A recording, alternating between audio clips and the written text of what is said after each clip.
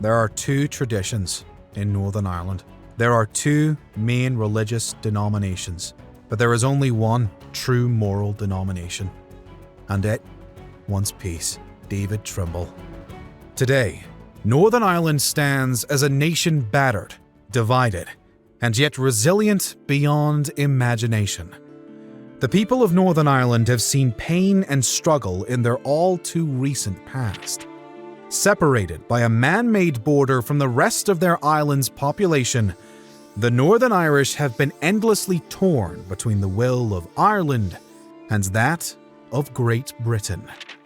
But how did this little nation get trapped in a bloody tug-of-war showdown in the first place? And how did Britain take what geographically belongs to Ireland? Before colonization, the province of Ulster was very much Gaelic and very little English influenced. Today, 6 of Ulster's 9 counties make up Northern Ireland, and back then were just a part of Ireland. Ulster was a rural farming region with a small population and a significant focus on cattle and crop farming. When the English conquest of Ireland began under the watchful eye of Henry VIII in the mid-16th century, Ulster was initially left mostly unbothered. It wasn't until the reign of Queen Elizabeth I that a plantation project was privately funded in the eastern portion of the province. This brought the plantation's leaders, Walter Devereux and Thomas Smith, into direct and rather violent conflict with the Gaelic kingdom of Clandeboy, and ultimately led to a failed colonization attempt.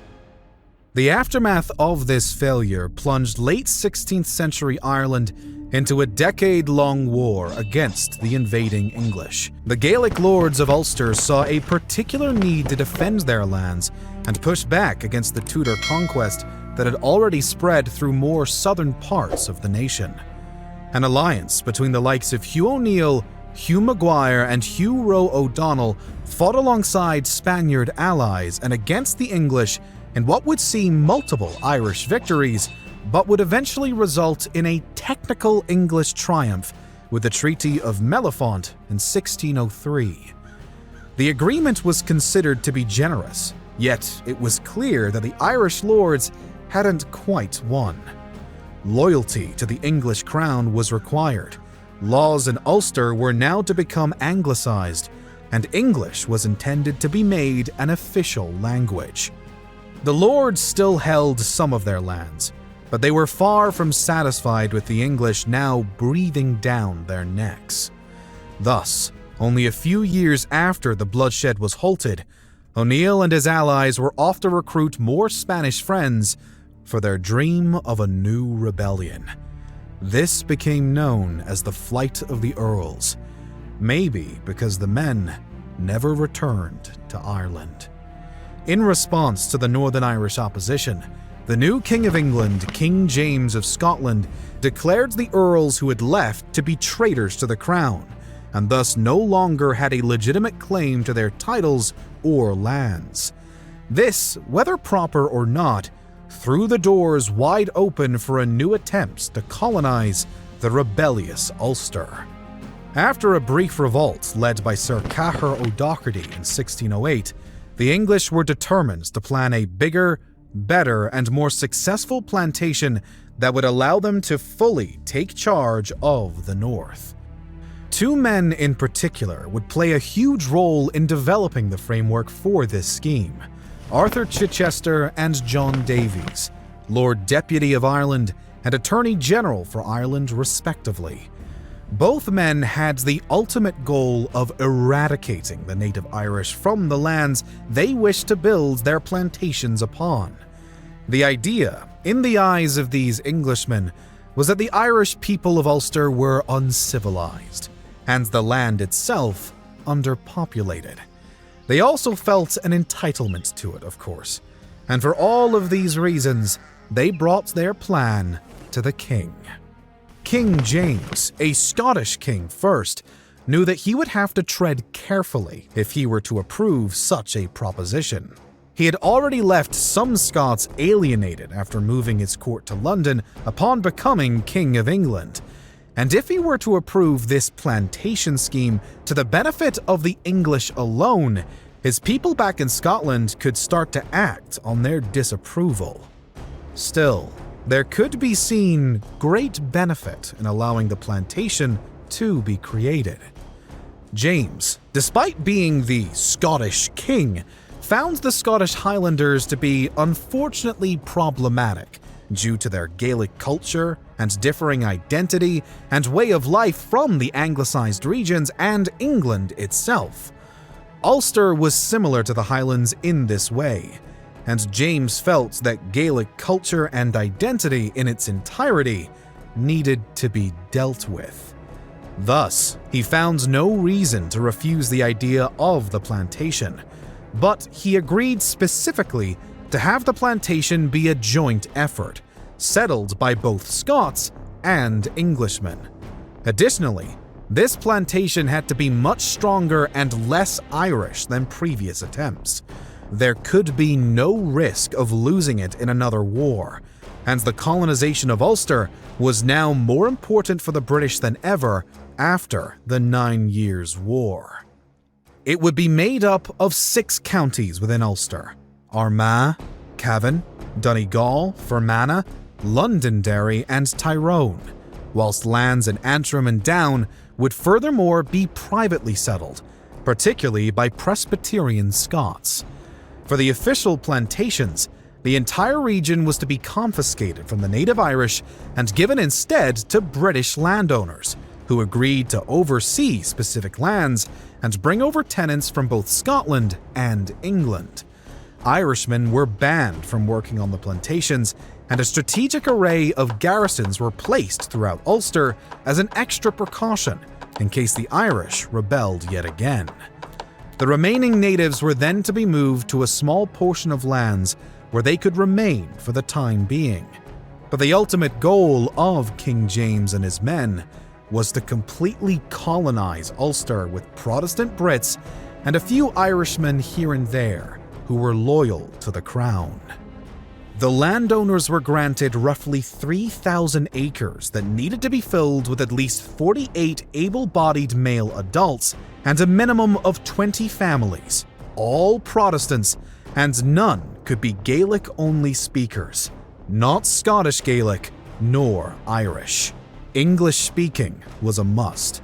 All tenants furthermore were required to be armed and serve as a sort of militia in the case of another Irish revolt. Religious division in Ulster was almost as significant, if not equally, as the divide between the Brits and Gaels. While the official plantations was to be settled by British Protestants, the unofficial plantations were heavily occupied by Presbyterian Scots, who, at the time, were considered far too different from Anglicanism. Catholics, altogether, were unwelcome. Plans don't often go as one would hope, however, and the plantations were struggling to reach capacity with English and Scottish tenants alone. The 1620s saw over 6,000 British males working on the plantations, but these numbers still had to be supplemented by Irish workers, which kept more natives in town than King James had originally anticipated. Additionally, those at the head of the colonization process had aims to convert Irish Catholics to British Protestantism, which didn't work to the degree that they had hoped. British clergy who were resettled in Ulster learned the Irish language, and British identification was even offered to any Irishmen who chose to convert, but many insisted upon remaining Catholic. It's no surprise that the Irish were opposed to British imposition, because the general reaction to the plantation as a concept had been violently negative. The people of Ulster were content where they were, and understandably, did not take lightly to having their homes and jobs stripped away in order to create a new world for foreign invaders. And as the number of British settlers increased, so did Irish frustration. While civil wars broke out across the British lands, the Irish took advantage of the chance to strike back at the new landowners on their property, and even some Scottish Presbyterians pushed back against the Anglican Brits, creating a chaotic mess of violent conflict throughout the early mid-17th century. Bloodshed spread to civilian populations, with hundreds to thousands on both sides massacred and falling victim to the religious and cultural clashes.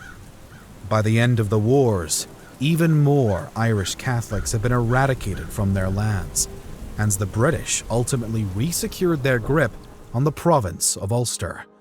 Immigration into Northern Ireland from both England and Scotland continued, though many were also now heading for the New World, either from their homelands or from Ulster. It didn't take long for Scottish Presbyterians to become the majority in the province, and for over 50,000 English settlers to join them. A nearly equal amount of Scottish migrants had come to Ulster between 1650 and 1700 alone. And there was now no doubt that the plantation efforts had been a tricky yet successful endeavor by the British Crown. But for the Irish, it had been a tragedy. In the 20th century, roughly 300 years after the colonization of Ulster by the Brits, Northern Ireland was officially split on man-made lines from the Republic of Ireland, a decision that would only bring about more conflict and bloodshed. Today, Northern Ireland and the Republic of Ireland, despite sharing an island, remain two separate entities, serving as a palpable reminder of Ireland's history as a whole.